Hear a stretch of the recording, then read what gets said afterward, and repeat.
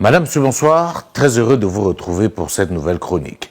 Aujourd'hui, nous restons dans l'actualité au Sahel et plus globalement en Afrique de l'Ouest.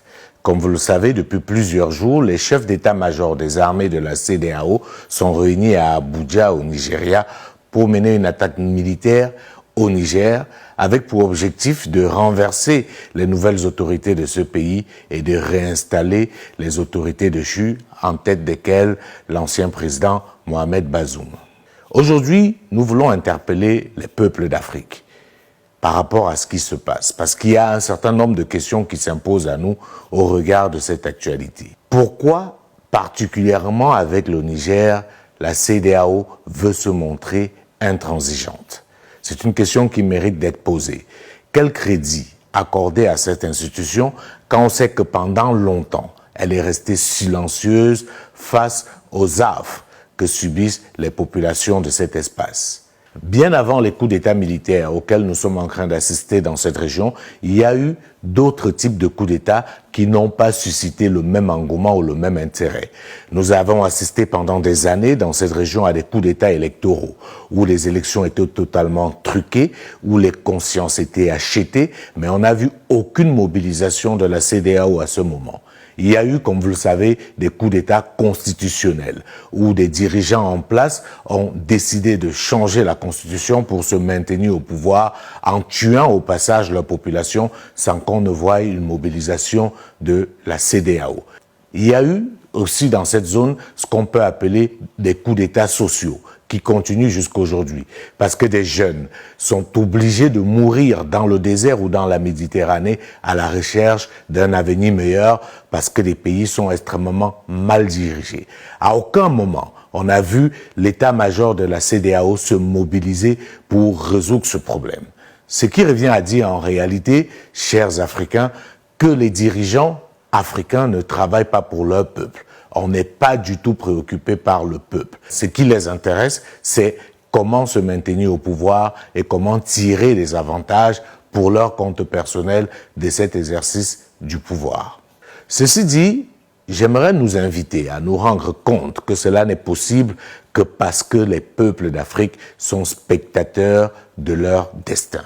Nous sommes dans les tribunes alors que le match est en train de se jouer. Nous devons être des acteurs et non plus être des simples spectateurs. Je voudrais vous inviter à écouter cet extrait du message du nouvel homme fort du Niger, le général Tiani, qui interpellait le peuple du Niger.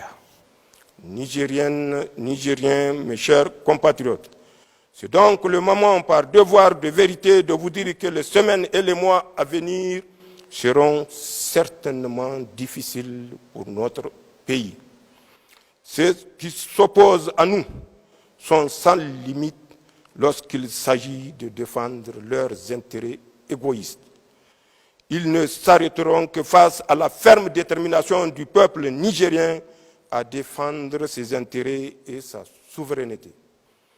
Ils ne s'arrêteront que face à un peuple uni et solidaire mené par des dirigeants patriotes. Ils ne s'arrêteront que face à notre résilience et notre engagement à défendre notre dignité, notre liberté et notre pays. Alors, s'ils devraient aller jusqu'au bout de leur logique destructrice, puisse Allah veiller sur le Niger et faire en sorte que c'est le dernier grand combat que nous allons mener ensemble pour une véritable indépendance de notre pays. Ce qu'il faut qu'on comprenne, c'est qu'il n'y aura aucune issue s'il n'y a pas une réelle mobilisation. Il est question ici pour nous de comprendre que quel que soit le courage des dirigeants, ils ne peuvent pas réussir sans une réelle mobilisation populaire. Les dirigeants peuvent avoir du courage, mais ils ont besoin d'avoir une adhésion, ils ont besoin d'avoir leur peuple derrière eux pour pouvoir mener ce type de lutte. Il n'y aura pas de libération de l'Afrique tant que les peuples d'Afrique ne vont pas être mobilisés. Et celui qui en parlait le mieux, c'est l'un des plus illustres personnages que nous avons eu en Afrique, à savoir le capitaine Thomas Sankara. On ne peut pas se développer sans mobilisation. Nous ne pouvons pas nous développer si le peuple lui-même ne prend pas son destin en main. C'est le peuple qui doit construire le pays. Ce n'est personne d'autre. Eh bien, il nous faut travailler à décoloniser les mentalités. Nous travaillons à reconditionner notre peuple, à accepter de vivre tel qu'il est, à ne pas avoir honte de ses réalités, à s'en contenter et même à s'en glorifier. C'est bien si les autres vivent comme cela, mais c'est normal que nous vivions autrement. Comme nous le savons tous, l'Afrique est aujourd'hui le continent le plus jeune au monde.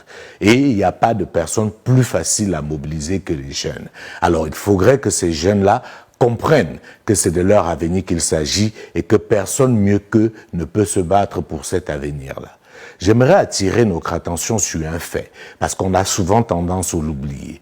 Tous ceux qui se sont battus et ont donné leur vie pour que nous ayons même un début d'indépendance étaient des jeunes. Tenez par exemple, Thomas Sankara a été assassiné à l'âge de 38 ans, après des années âpres de lutte contre l'impérialisme. Patrice Lumumba, de la République démocratique du Congo, à l'âge de 36 ans.